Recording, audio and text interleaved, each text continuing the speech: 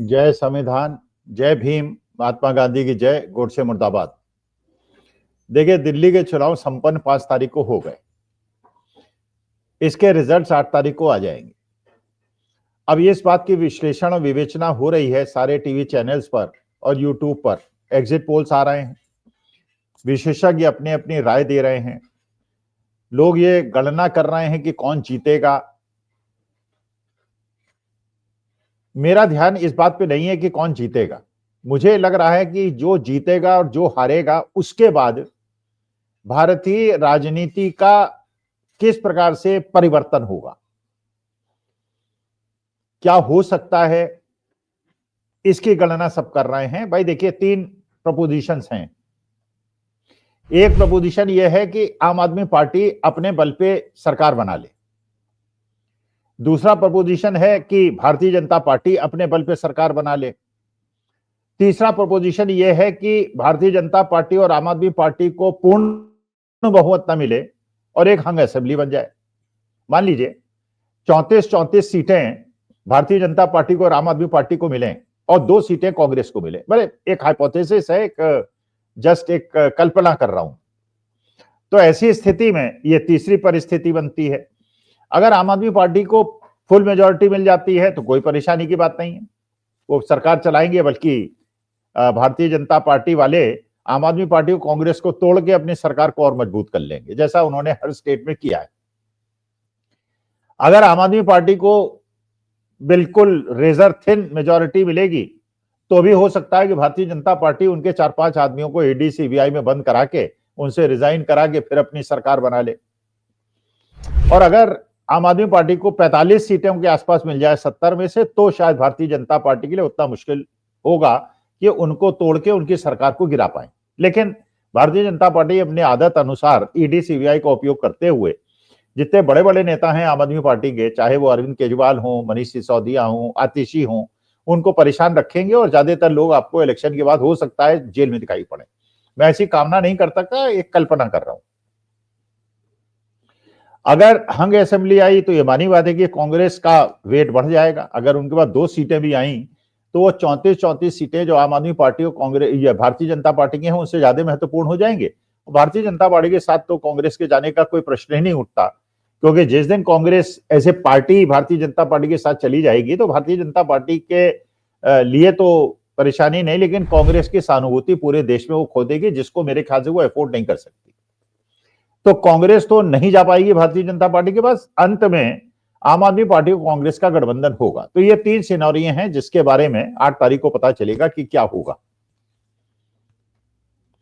जो असली मुद्दा है वो ये है कि अब ये आलोचना हो रही है कि अगर भारतीय जनता पार्टी दिल्ली में जीती तो इसका जो दोष मिलेगा वो आम आदमी पार्टी को मिलेगा या कांग्रेस को मिलेगा, और इसके बाद देश की राजनीति किस दिशा में चलेगी। मतलब अगर एग्जिट पोल्स कुछ कह रहे हैं कि आम आदमी पार्टी जीतेगी, कुछ कह रहे हैं कि भारतीय जनता पार्टी जीतेगी। अगर आम आदमी पार्टी जीत गई तो चलिए एक नैरेटिव बनेगा। नैरेटिव क्या बनेगा? नैरेटिव बनेगा कि जो भारत के अंदर क्षेत्रीय दल हैं वो कांग्रेस के समर्थन की आवश्यकता नहीं है और वो अपने बेसिस पर चुनाव जीत सकते हैं।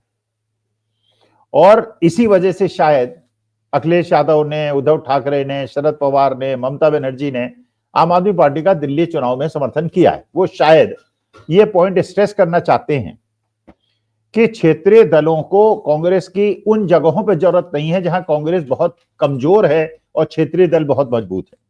और शायद यही मैसेजिंग उत्तर प्रदेश के अंदर अखिलेश यादव की है, दिल्ली के अंदर आम आदमी पार्टी की है और बंगाल के अंदर टीएमसी की है कि अगर भैया 2-4 सीटें लेके समझौता करते हो तो करो, नहीं तो हम अकेले भारतीय जनता पार्टी को हरा सकते हैं और जो दिल्ली के चुनाव में अगर आम आदमी पार्टी जीत गई तो वो सिद्ध कर देंगे।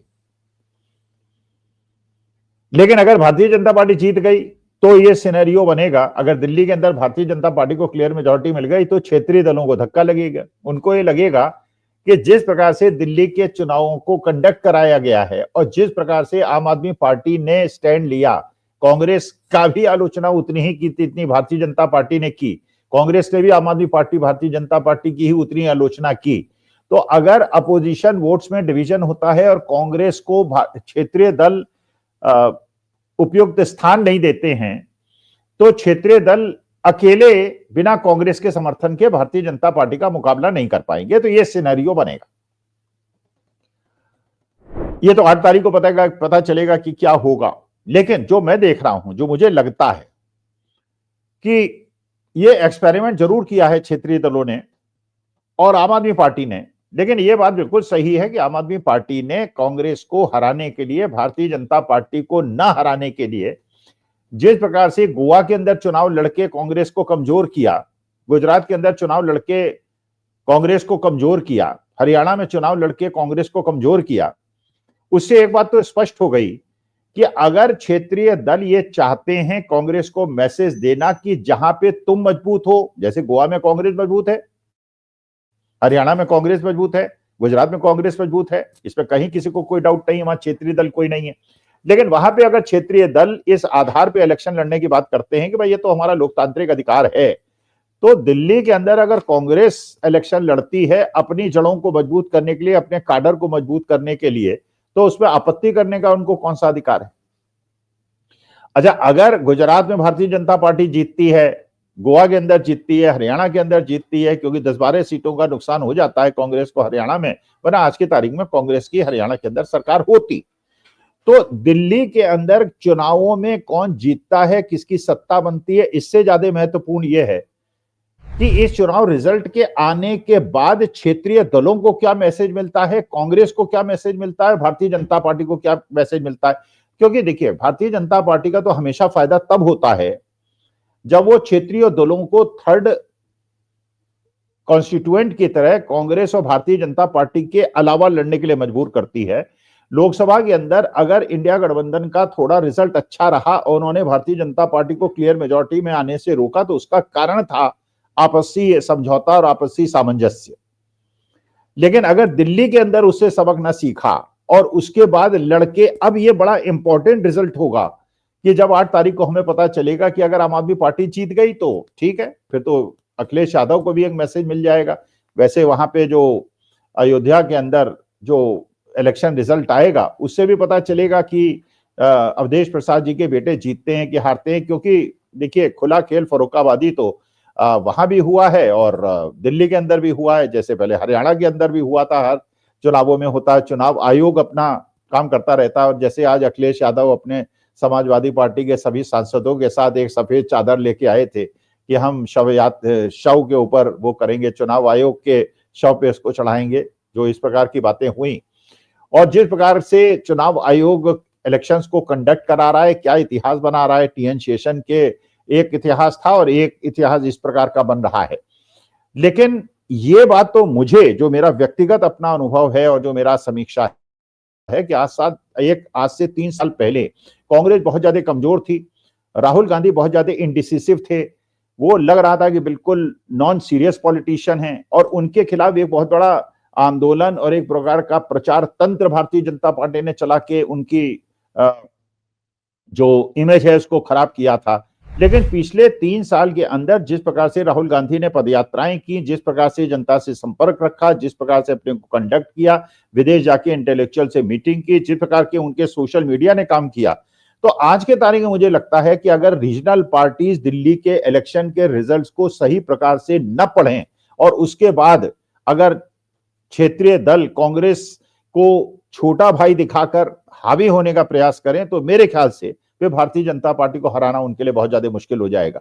अच्छा, राहुल गांधी ने जिस प्रकार से बिहार को सीरियसली टेकअप करना शुरू कर दिया, अभी दिल्ली का इलेक्शन खत्म नहीं हुआ कि वो पटना पहुंच गए और पटना में जाके जिस प्रकार से पिछली बार जब वो पटना गए थे और वहां के 4-5 दिन के अंदर आपने देखा था कि 3 बहुत बड़े जनता दल यूनाइटेड के नेता, दशरथ मांझी हों और मुसलमान नेता हूं, अति दलित नेता हूं, अति ओबीसी नेता हूं, उनको जनता दल यूनाइटेड से खींच के राहुल गांधी अगर अपनी तरफ से ले आए थे, तो शायद राहुल गांधी को भी यह भनक मिल गई है कि अगर दिल्ली चुनाव के अंदर आम आदमी पार्टी कांग्रेस को खत्म करके इलेक्शन जीत सकती है, तो उसके बाद हो सकता है बाकी क्षेत्रीय दल भी इस प्रकार का प्रयास करें, तो कांग्रेस अपनी जड़ें मजबूत करने और जनता दल यूनाइटेड के उन लोगों को अपनी तरफ लेने की कोशिश कर रहे हैं जो कि आरजेडी के साथ कंफर्टेबल नहीं है, भारतीय जनता पार्टी के साथ भी कंफर्टेबल नहीं है। और अगर वहां पे ट्रायंगुलर फाइट होगी और भारतीय जनता पार्टी के पास सवर्ण वोट बैंक होगा, आरजेडी के पास मुसलमान और यादव वोट बैंक होगा, और अति दलित अति पिछड़ों के साथ कांग्रेस कम्युनिस्ट अगर अलग चुनाव लड़ेंगे तो एक अलग प्रकार का सिनेरियो बनेगा। लेकिन ये सारी चीजें संभव तब होंगी जब 8 तारीख को रिजल्ट आ जाएगा। 8 तारीख की शाम को पता चलेगा कि क्षेत्रीय दल बहुत ज्यादा खुश होंगे, भारतीय जनता पार्टी बहुत ज्यादा खुश होगी या कांग्रेस बहुत ज्यादा खुश होगी, क्योंकि उससे जो सिग्नल्स मिलेंगे उससे अगली राजनीतिक कहानी का पर्दा खुलेगा। Let us see as to what happens, we will discuss that on 8th। नमस्कार, धन्यवाद और प्रणाम।